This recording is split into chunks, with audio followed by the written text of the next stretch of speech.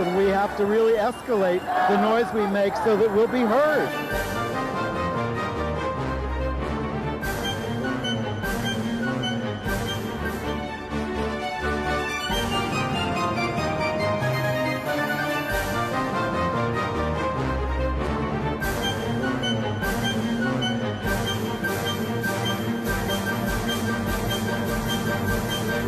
Welcome to GayUSA. I'm Andy Hum.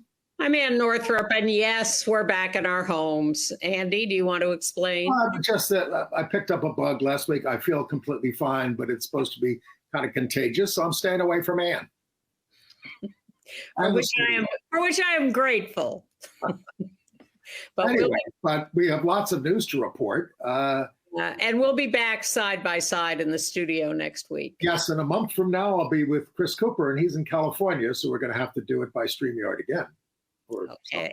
All right. So anyway, look, the big story was Nex Benedict this week. Rallies were held around the country seeking justice for them. The non-binary teen who died in Oklahoma after being beaten up in school and by, of course, public officials statewide. Yeah, we have some interesting video on that. Meanwhile, in the District of Columbia, Republican House members are fighting hard to keep anti-LGBTQ amendments in their spending bills. This is the sticking point behind the shutdown of the government.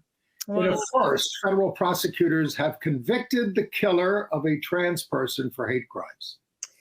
And a Long Island official has pulled a Ron DeSantis kind of move, banning trans people from, trans women actually, from sports in county facilities. The pushback to that is immediate. Staten Island has finally gotten an LGBTQ inclusive St. Pat's parade, while the bigoted one out there continues. And by the way, the all-inclusive St. Pat's for All parade is this Saturday in Queens. In Sunnyside, yes. Yes, 48th and Skillman at noon. Brittney Griner was honored by her very Christian alma mater in Texas. There are two big losses in the lesbian community to report. Pat Logue in Chicago and Shelley Weiss in Brooklyn. Giants, both of them. We will tell you all about them. A gay Australian cop killed his ex-partner and his ex's new boyfriend. Russian cops terrorize and arrest gays. I have an interesting picture of that. In Angola, an LGBTQ leader, Carlos Fernandez, has died, suspected to be the victim of an assassination. Hydeia Broadbent, an HIV/AIDS activist, since she was 6 years old, has died at the age of 39. Another hero, another giant. The off-Broadway hit spoof, Oh, Mary, about Mary Todd Lincoln, first of all, it is really a big hit. It's been extended, but it attracted some interesting audience members this week, the creators of the movie Lincoln. And I have to admit something I hadn't heard of, the Society of LGBTQ Entertainment critics, why aren't we in it? Announced their film awards. God knows we're eternal critics. Anyway, we start with the death of the bullied non-binary student, Nex Benedict. It's become a big international cause. There they are. We know they died the day after being set upon by three girls in the restroom at Owasso High School. Went to the hospital. They did, and but sent home. And then I think it's the grandmother who's there calls. It says she's got to go back to the hospital. It's terrible. She's in bad shape, and she dies. He or they? They, yes. Either one is acceptable. An ex-partner says they also use the he, him pronouns. They're still sorting this out. They need to do an autopsy. The officials are saying, well, it wasn't the result of trauma from the attack, the fight the day before. How is that even possible? Of course. That was something the police said. It was like an interpretation of something they got from the medical examiner. It was not something the medical examiner said. Right. And it's certainly not the result of any comprehensive examination or final judgment. It's just an attempt to deflect responsibility for this. Well, we know that Nex tried to ward off the tormentors by throwing a little water on them, then got blamed for starting the fight, but was jumped 3-1 and had to go to the hospital. We know that Oklahoma is one of the most vicious anti-LGBTQ states imaginable, especially anti-trans, starting with Governor Hitt and the legislature and the state school superintendent, Ryan Walters, who calls his crusade versus trans people a war for the souls of our kids. They've got 50 anti-LGBTQ bills on the docket to go further. And terrible rhetoric on a daily basis. Now, we just showed you that picture of Nex in the hospital bed. That comes from a video recorded by a police officer on his body camera as he was interviewing her. That's his hand on the right side of the screen, and talking to her about the incident. And we're going to link to that video in our show note. So go to our website, GayUSATV.org, to sign up to get our weekly show note, because we include a tremendous response, including right at the actions all across the country, including a walkout at the high school. Well, I want to talk about for a second about the interview with the police officer, because what he talked to her about were the details of what actually happened. And he explained to her something that is actually quite standard in the justice system in this country. They were approached by these 3 attackers, 3 older girls who were criticizing, shaming, using attacking language. But it was Nex who then, in response, took her water, I'm as bad at this as everyone, took their water bottle and poured it over at least one of these attacking girls. And then a fight ensued, a physical fight. And the police officer explained to Nex that because of that sequence of events, they were going to be charged as the aggressor in this and initiator of this fight. Now, wait a second. Nex was going to be charged. Yes. Because Nex were the first to make a physical move of aggression or attack. And hard as this may be to believe, because they were, of course, responding to a very aggressive verbal attack from these 3 girls, that is the case in the law. If you are the person who makes the first physical move, you are likely to be charged as the aggressor. And so what the police officer was discussing with Nex was, are you sure that you want to report this in this way, because you are going to bear the consequences of this? At the very least, it's going to be seen as a mutual physical altercation. You are not going to be seen as the victim in this. And that was the conversation they had on tape in the hospital room. And at the end of that, Nex and their grandmother decided not to file a police complaint because of concern about being charged. First here at noon, dozens of students and activists are gathering outside Owasso High School for a community rally honoring Nex Benedict. Thanks for joining us. I'm Reagan Ledbetter. And I'm Autumn Bracey. Benedict died earlier this month, one day after a fight at school. Owasso Police's initial investigation says Benedict did not die of trauma.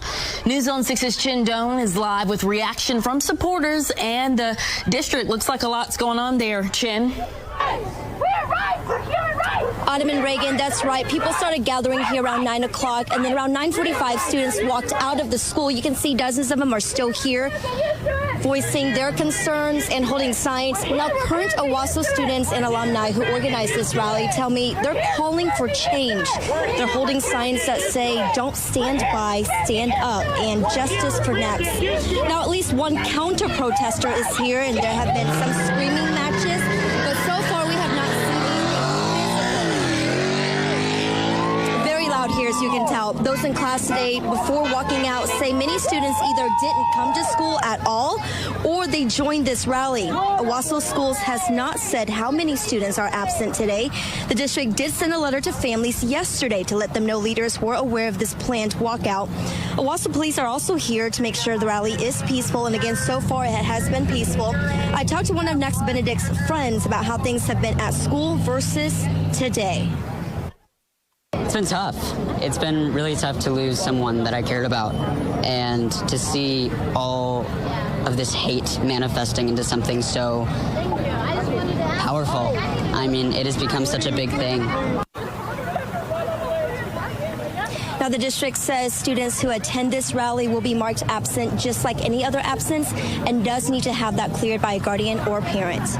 Live in Owasso, Chindon, Oklahoma's own News on 6. Marked absent. The bureaucracy of schools, the hatred, the way they treat these things is just heinous. It's just awful. And there was a vigil at the Stonewall right there in Greenwich Village, as there were in many other places, including in Tulsa, Oklahoma. Not since Matthew Shepard in 1998 have I seen such an outpouring over a victim of hate crime like this.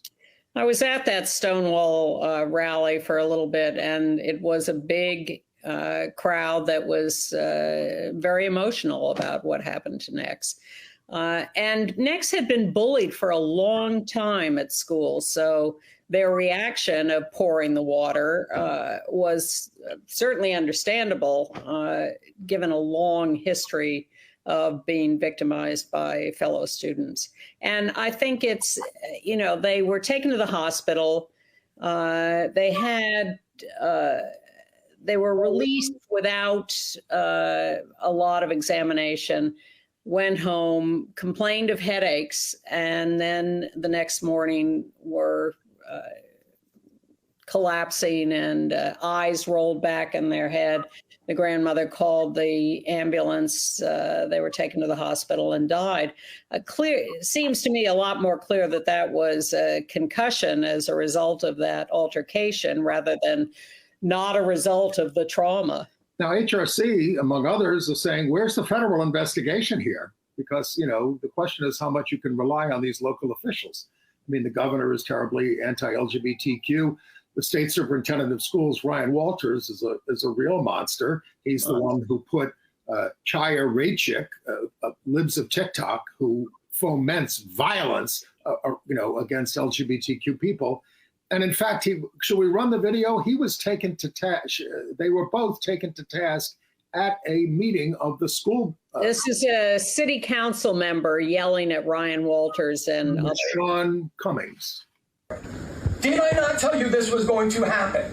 Yet here I am again, and I'm sure when I leave, your Chaya Raichik chick will tweet my stuff out again, and I'll get more death threats. That's who you brought into the room.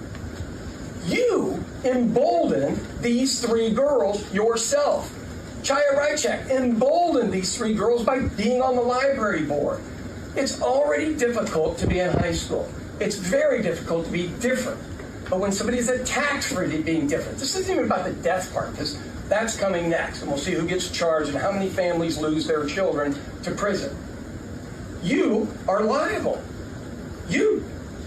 So what are you going to do about it down the line? Literally, what are you going to do to change your behavior? It was real nice that you said thoughts and prayers for everybody at the beginning. You brought it on. Did Chaya Raichik do something in that school against an alphabet-friendly teacher? And she ended up getting so many threats she quit. Yet you still brought her on, and within a month, magically, something happens. You have no deniability here. It is a pattern. Forrest Gump could see this pattern. You don't deserve that. You have actual blood on your hands.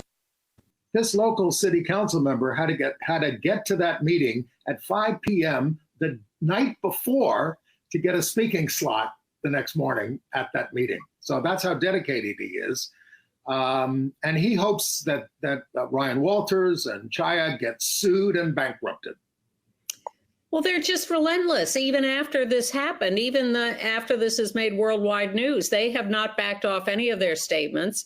Ryan Walters, the governor, they're all just totally standing by their anti-trans, anti-LGBTQ stands, and they're adamant that they are right and other people have no right to live.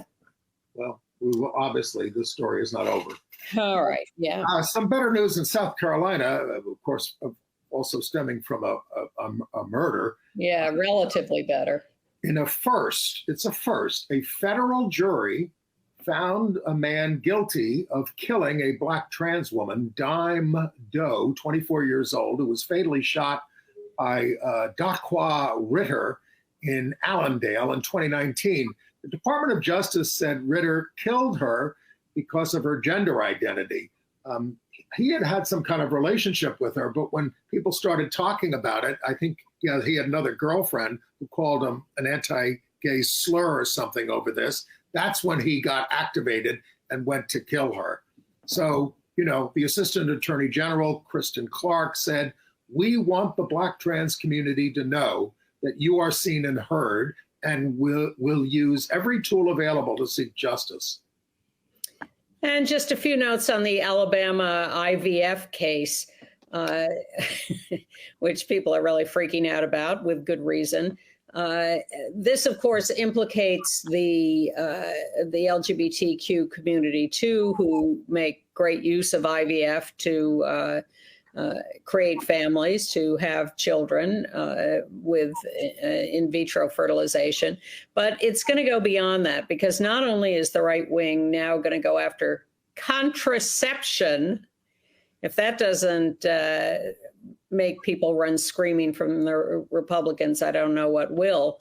But they're also already overtly putting on their agenda destroying marriage equality for same-sex couples. Yes, Judge Tom Parker, who was the Alabama Chief Justice, who said that all human beings are in the image of God even before birth, won his seat on the court in 2018, promising to find the case that would overturn marriage equality. He pledged this on a show hosted by the pseudo-historian David Barton, who would like to establish a theocracy in the United States. Now,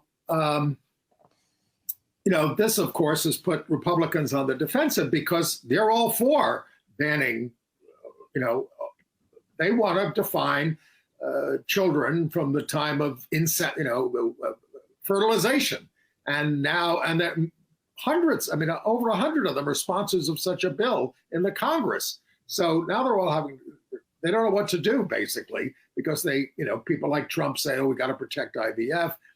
The Alabama legislature, the closeted governor, Kay Ivey, says we got to protect IVF, but it ties them in knots. Well, they're all signed on to this life begins at conception bill that they want as a national law and as state laws everywhere. So they're in a terrible position. Well, so if they pull back on that, they're still trying to move a bit. They're still moving a bill to define sex based on reproductive anatomy and establish single-sex spaces based on that. They're really painting themselves into about 10 different corners at the same time. Meanwhile, in Tennessee, Governor Bill Lee has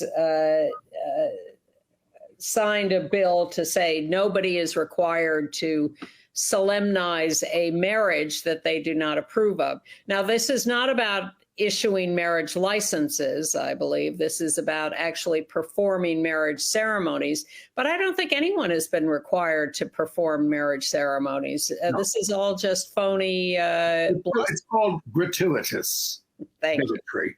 Yes. And the Tennessee House, 70-24, passed that bill banning pride flags in schools.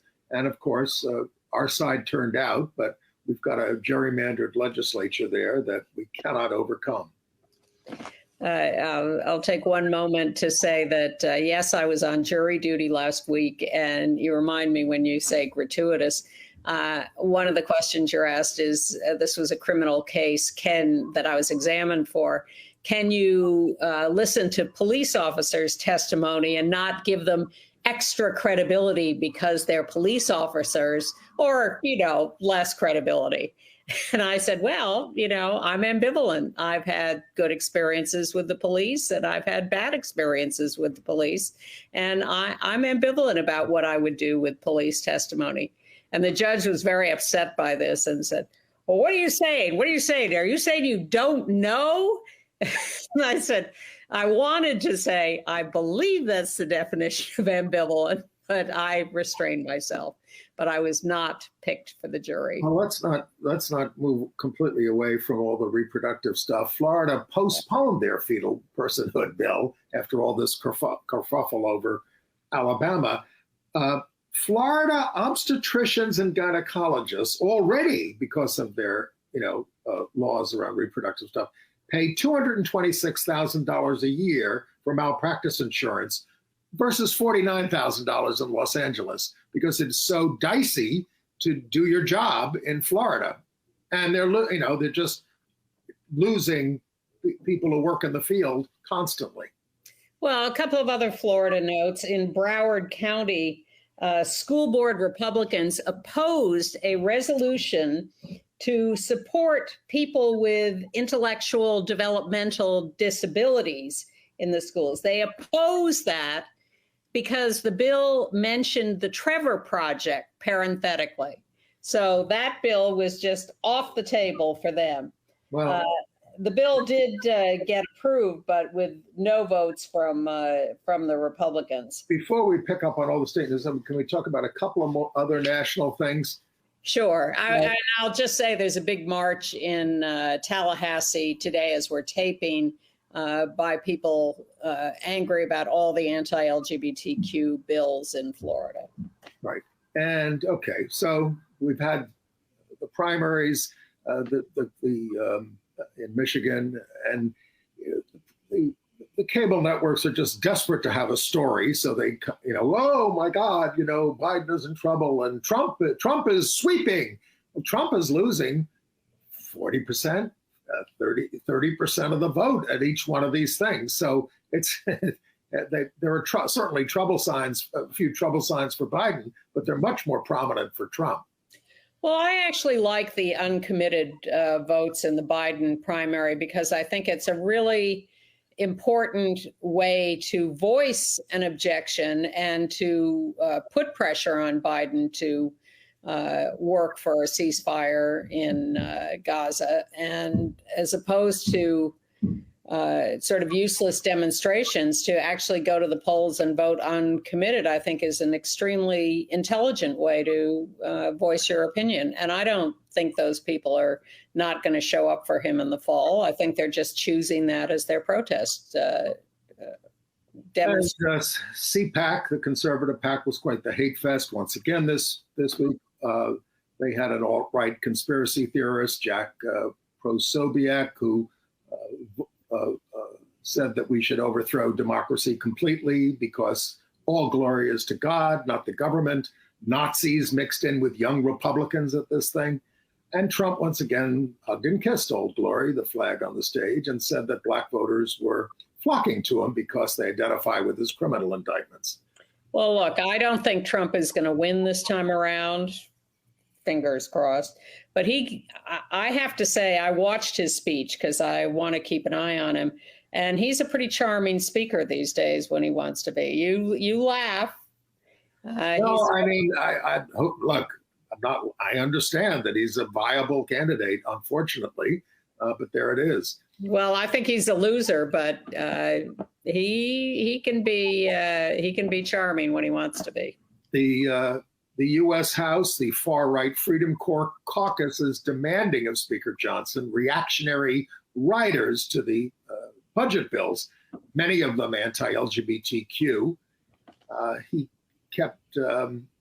They want them to be kept in the bills, and the Senate is never going to do it.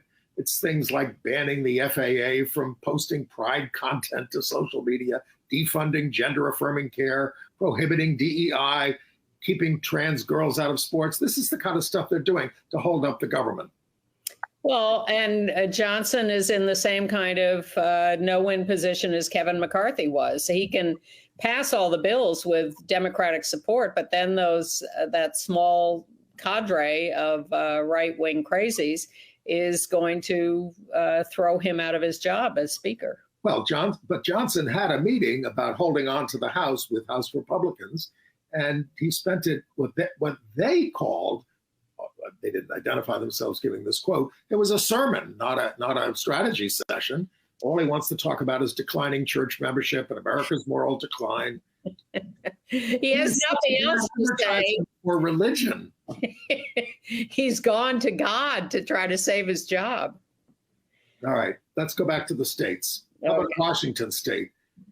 LGBTQ activists there rallied alongside strippers to support a bill to improve working conditions in strip clubs and do away with the law against lewd conduct in bars that caused some gay bars to be raided last month.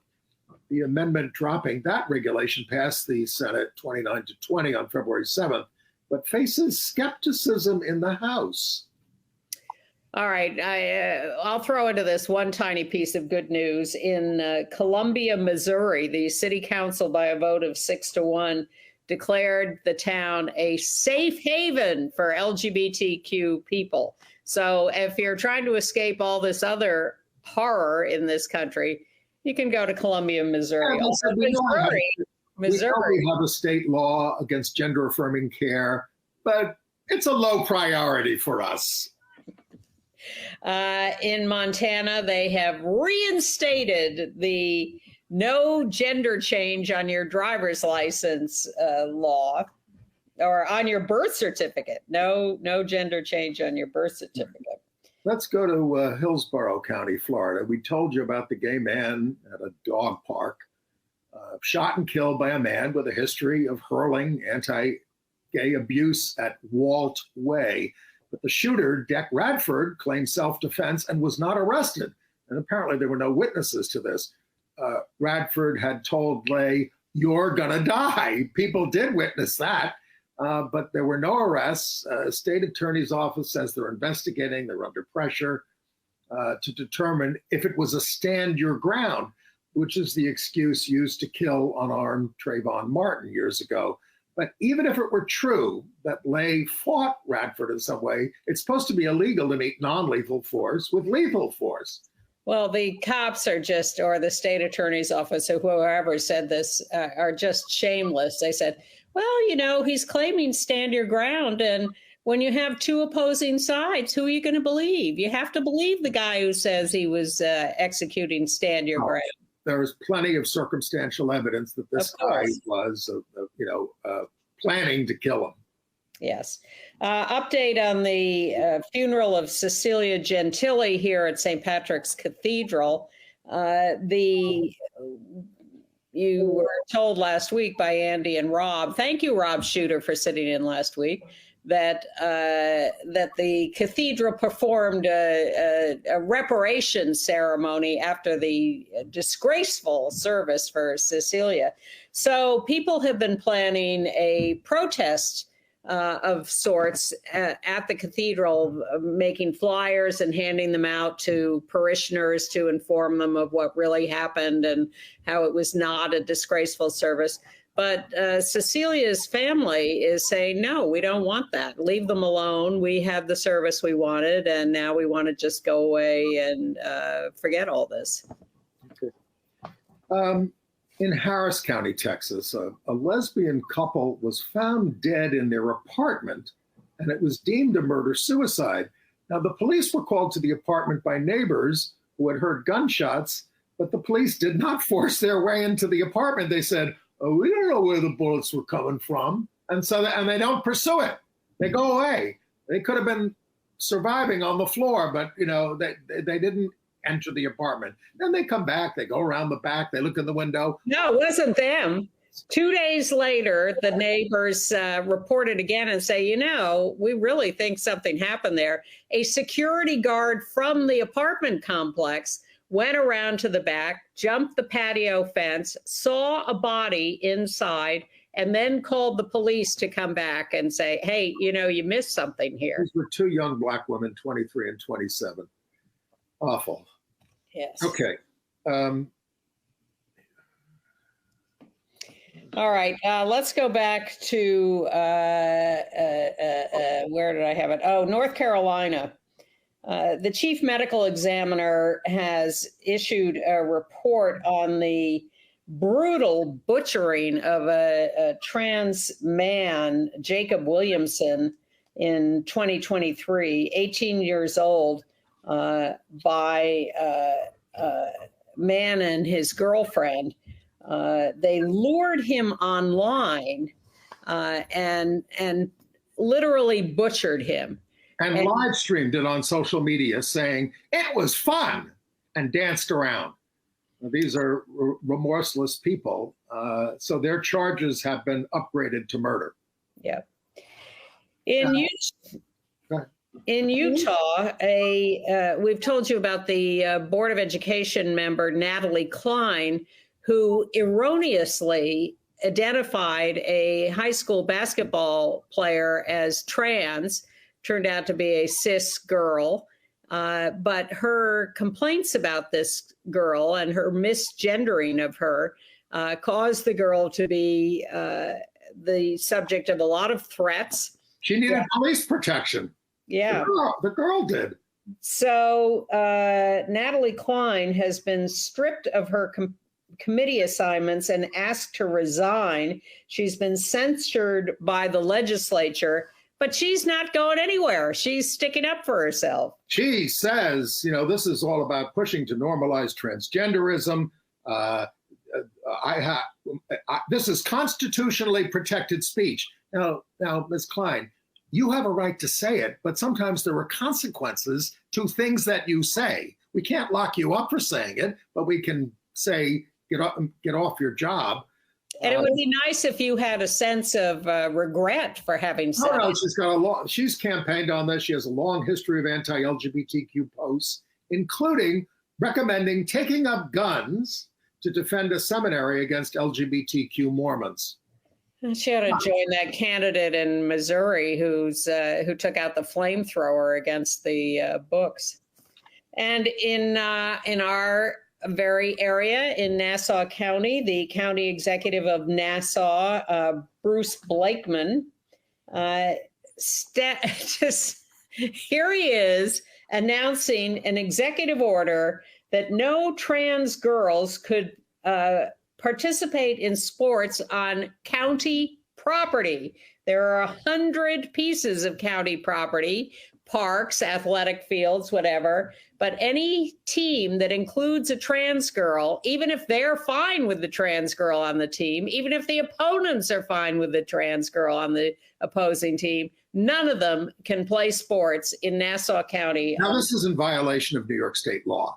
And the Attorney General, Tish James, and watch out for her. You know who? She's a giant killer.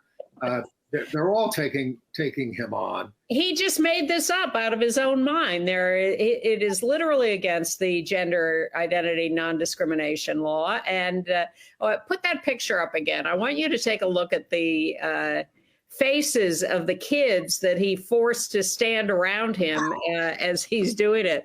I've never seen such an unhappy bunch of kids. Well, he's trying to, it's obviously he's trying to imitate DeSantis. I hope that is not going to fly on my home county of Nassau. In Indiana, the Attorney General Todd Rokita has created a new website called Eyes on Education to solicit reports from the public. You can take that picture down. We're on to Indiana. Reports of socialist indoctrination in classrooms. It goes on and on and on. How did these people get in office?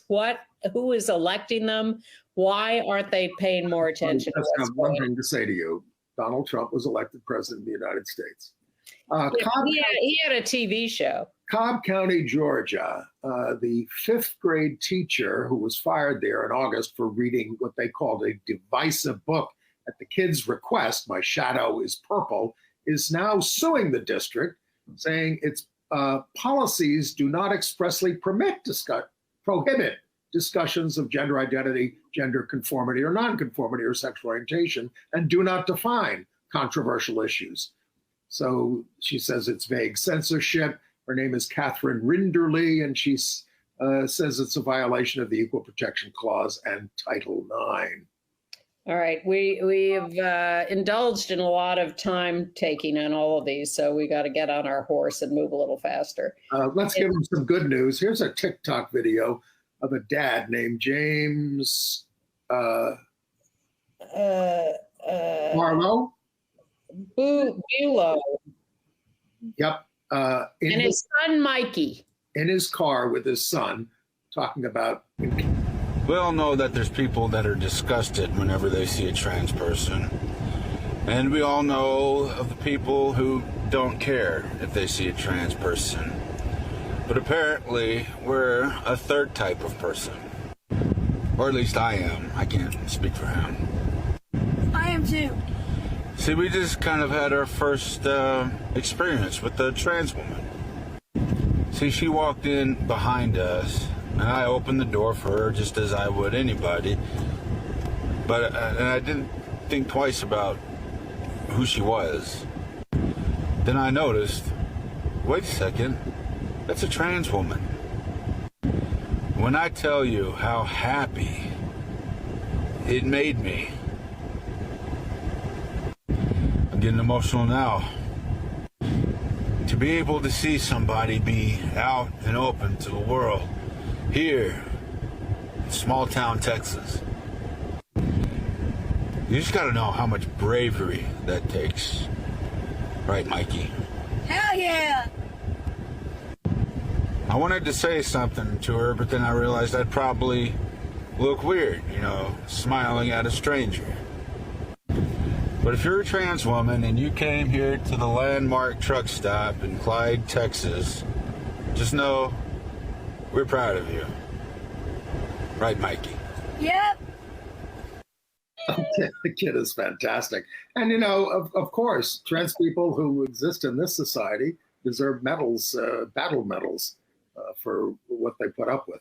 But wonderfully refreshing to see people notice and applaud and be happy. And more Mike, you can sit in here on GayUSA any week and co-host. More good news from Staten Island. You know, we've told you about controversies over LGBTQ inclusion and St. Patrick's Day parades going on for 30 years. Most have been integrated, including the Fifth Avenue one, which is on the 16th of March.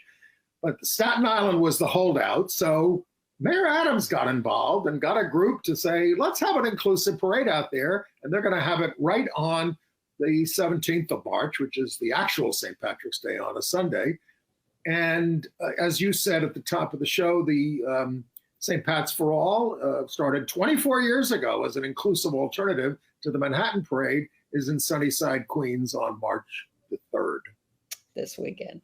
Bad news also, more bad news from Indiana. A court there has just lifted an injunction against a bad law so that the ban on trans youth care can now take effect and will take effect immediately.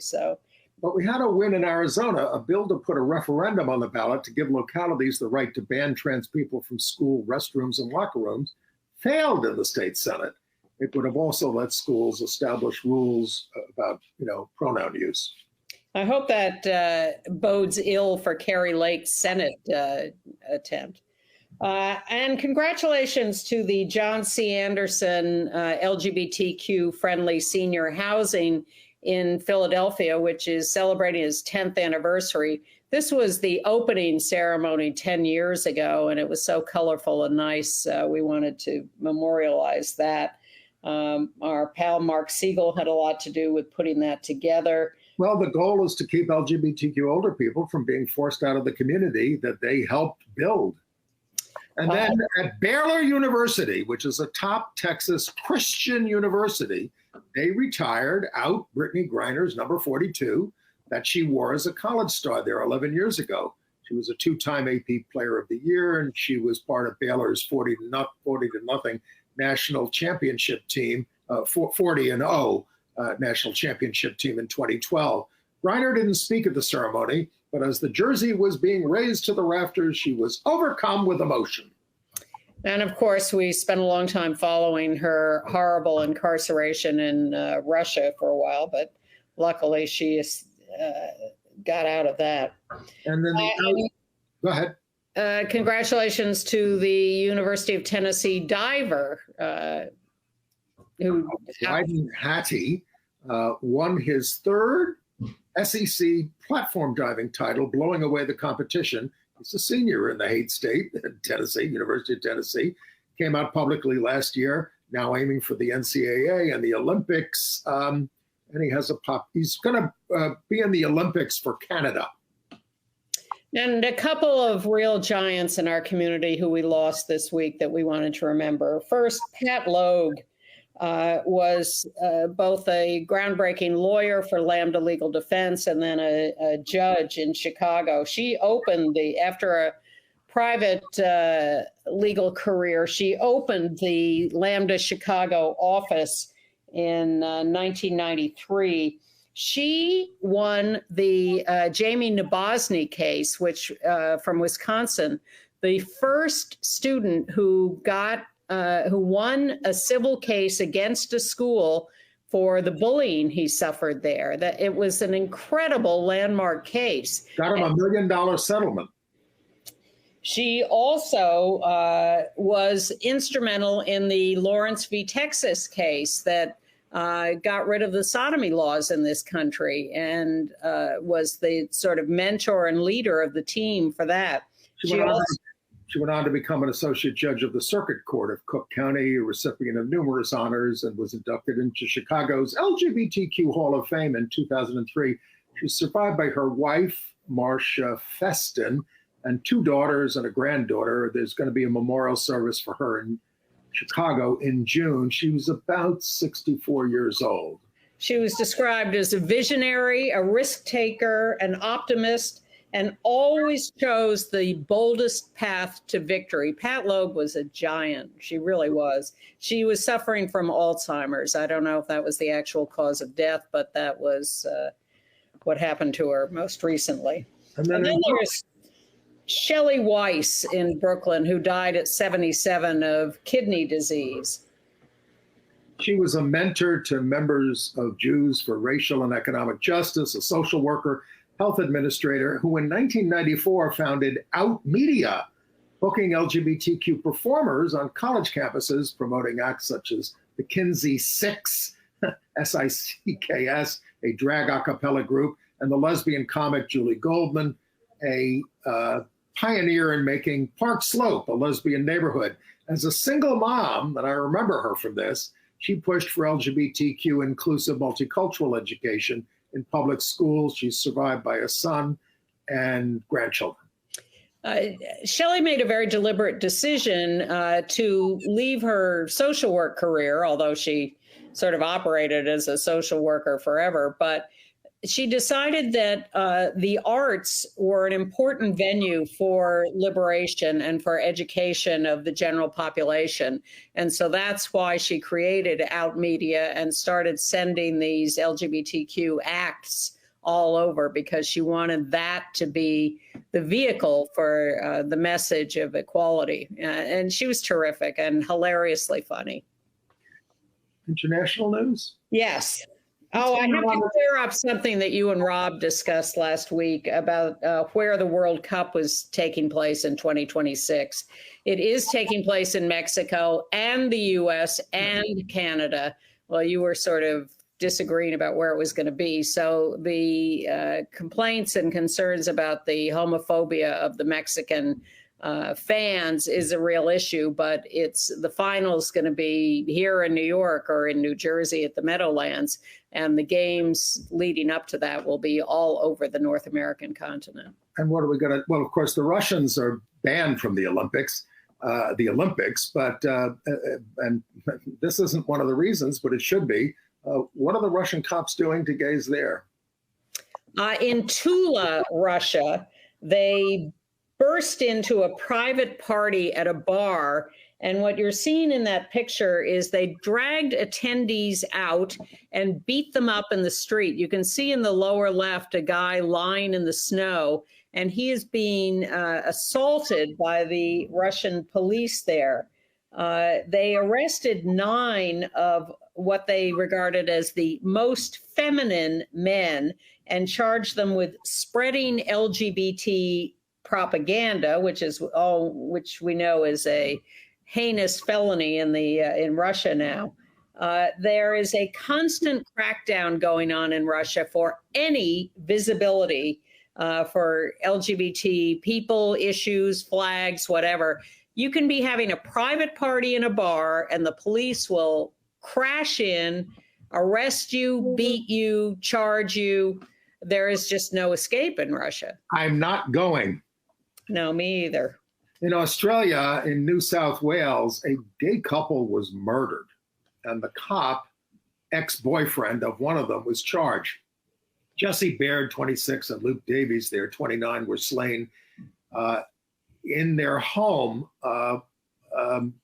after an argument with Beaumont Lamar Condon, 28, described as a celebrity-chasing cop.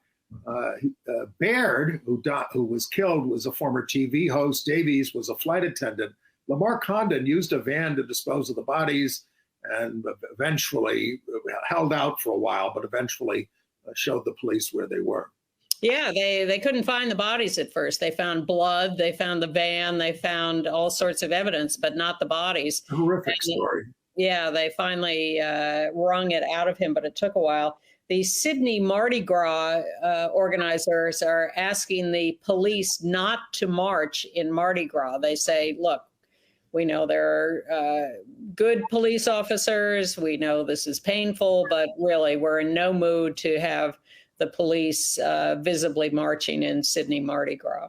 Nice to see scandal for the anti-LGBTQ Prime Minister Viktor Orban of Hungary. The country's president, Katalin Novak, an Orban ally, resigned in disgrace for pardoning a man convicted of helping cover up sex abuse at the children's home. The former justice minister who approved the decision also resigned. Now, these were 2 women as these officials were jettisoned. They say they want to, all these things they do against us, they say they want to protect children, and look what they do. Well, and look what they do in Angola, where an LGBTQ leader there, Carlos Fernandez, director of the LGBTQ group in Angola, was murdered for his work. Backlash to, he worked against discrimination, and he was assassinated, we believe, for that. The community there is very deeply closeted, but Angola did make anti-LGBTQ discrimination illegal in 2019. They did, and yet, as the reports say, that has done very little to actually end discrimination or stigma or violence. But in the UK, I guess we can celebrate the fact that the Royal Mint is issuing a £5 coin celebrating George Michael there on the left. And of course, with the king on the back of the coin on the right there. Yippee! Right. AIDS news. So, the big news was the death of Hydeia Broadbent, born with HIV in 1984. And an AIDS activist from the time she was 6 years old. She's died at the age of 39 in Las Vegas. That is her at the 1996 Republican convention in San Diego. I was there for GayUSA with Mary Fisher, who was the Detroit heiress, who also was out about having HIV. And they made quite a couple at that convention, speaking to the Republican delegates about HIV and AIDS. She famously appeared on Nickelodeon with Magic Johnson in 1992, right after his diagnosis. Mm-hmm. She was 7 years old, broke down in tears. and said, "I want people to know that we're just normal people." And at her death, Johnson tweeted, "Thanks to Hydeia, millions were educated, stigmas were broken, and attitudes about HIV/AIDS were changed." She was on Oprah too, but we have a little video of Hydeia. I was diagnosed at 3, and the doctor said I wouldn't live past the age of 5. I just turned 30, so that goes to show that there is hope now. The medications are better than ever. I can get married and have children without passing HIV on to my future husband or child. I was HIV positive. I am kind of a pioneer in my field of being an activist. I came after Ryan White. I was the first African American youth to speak up and speak out. My parents were very different. They allowed me to be open. They wanted me to know that AIDS was something that happened to me, but did not define who I was. I started speaking at the age of 6. I hit that emotional factor for a lot of people. And I still get people who will come to me and say, "I remember your story." I'm a part of the first generation of children who was born with AIDS. You want to see the day, because sorry, I get emotional here. You've seen the day where your friends have died, who you went to the hospital with. So now it's time to see the day when there are no more children born with HIV. I notice where we're missing the mark on where we could be reaching young people, especially when it comes to HIV awareness and prevention. Is it really worth it? So I'm in the stages of developing campaigns that I'm working on. I'm working on a book. I'm going to be doing a documentary, so one day I'll be winning an Emmy. If someone were to call you today's Ryan White, could you accept that? But I'm today's Hydeia Broadbent. You know, her illness prevented her from getting a formal education, but Ebony magazine twice named her one of the most influential African Americans in the country. She really dedicated her whole life to the fight.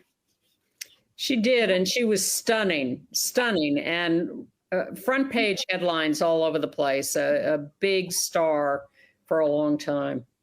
Okay. So again, a huge loss. One other little footnote, Madonna's been on tour for a while and does a big tribute to people who've died with AIDS as part of her performance. Well, it turns out that she misidentified Luther Vandross as someone who had died of AIDS, and his family said, "Please take his name out of your act. We appreciate what you're doing, but Luther is not appropriate to include." Entertainment news. Yeah. Well, Ann's favorite play, Oh, Mary, the Mary Todd Lincoln spoof starring Cola Scola as the troubled First Lady. There in the blue dress. It brought out the creators of the movie Lincoln. I mean, I couldn't believe this, Alma, but there it is. Screenwriter Tony Kushner there on the left, the director Steven Spielberg towards the center, and Sally Field, who was Oscar nominated for playing Mrs. Lincoln in the movie. But I haven't heard what their reactions were to the play. That's what they're smiling, and they allowed their picture to be taken with them. Look, they're even talking about a Broadway transfer for this. Look, I enjoyed it a lot, and even more in retrospect now that it's so popular. I hope they've livened up the first few minutes a little, but it really is funny. It really is worthwhile. They've extended it through May 5th. I think it will keep extending and move to Broadway. Oh my God.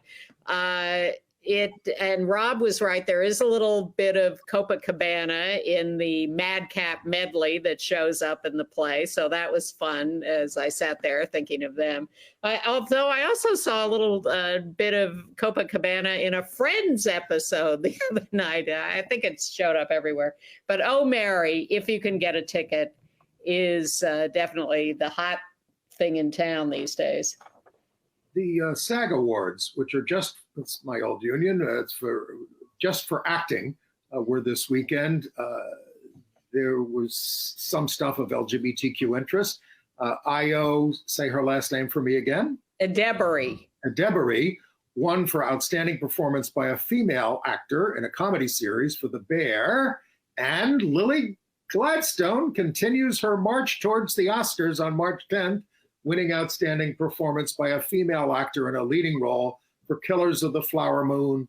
And I have to say, I watched Killers of the Flower Moon last week. I resisted it because it's 3.5 hours, and I know about the terrible incident that it's about. But it was very, very moving. Watch The Bear if you haven't seen it. Very, very intense and good.